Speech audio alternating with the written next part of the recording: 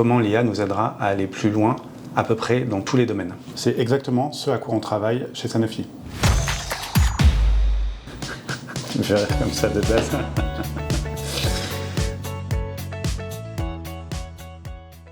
L'IA est un outil qui va nous augmenter, nous permettre de traiter le volume de données qui devient exponentiel au fur et à mesure de la complexité de traitement et notre capacité d'analyse et d'observer des mécaniques de maladies beaucoup plus complexes que ce qu'on était capable de faire avant.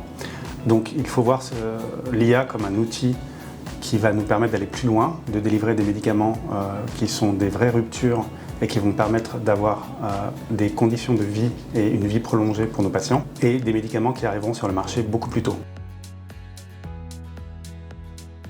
En réalité, il y a deux choses qui m'ont émerveillé récemment. La première concerne les produits digitaux et notre capacité à embarquer des agents AI qui traitent un volume de données impressionnant et qui sont capables de détecter des erreurs de données dans les données reçues des essais cliniques de nos patients. Et la deuxième chose qui m'a émerveillé, c'est l'IA dans nos process de conception de produits digitaux, avec en phase amont la phase de découverte et de scoping de la problématique, où le vibe coding nous permet de générer en quelques dizaines d'heures des prototypes qui sont ambitieux, qui sont 360 et qui permettent de fédérer toutes les parties prenantes.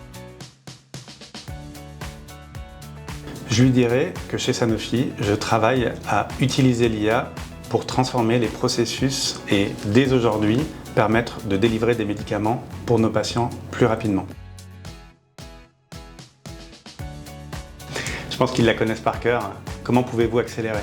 Et on travaille à l'accélérateur, c'est pour délivrer des produits digitaux qui permettent d'accélérer la R&D de Sanofi. Tôt le matin, dans deux configurations différentes, soit je commence par une session de sport qui va me permettre finalement d'être beaucoup plus détendu et d'avoir une vision beaucoup plus reculée sur le 360 des actions de l'accélérateur en cours.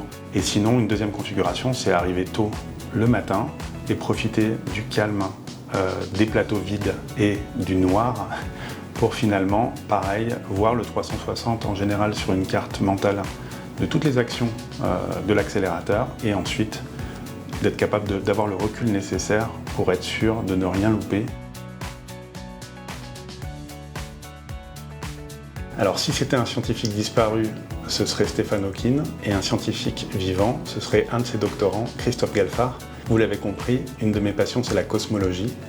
Ça reste lié à mon domaine d'études, l'ingénierie et la science. Alors c'est de la science physique, pour le coup, mais qui me fascine, puisque c'est d'un domaine de complexité important, avec plein de questions encore non résolues, et quelque part, je trouve que la cosmologie a un côté un peu poétique.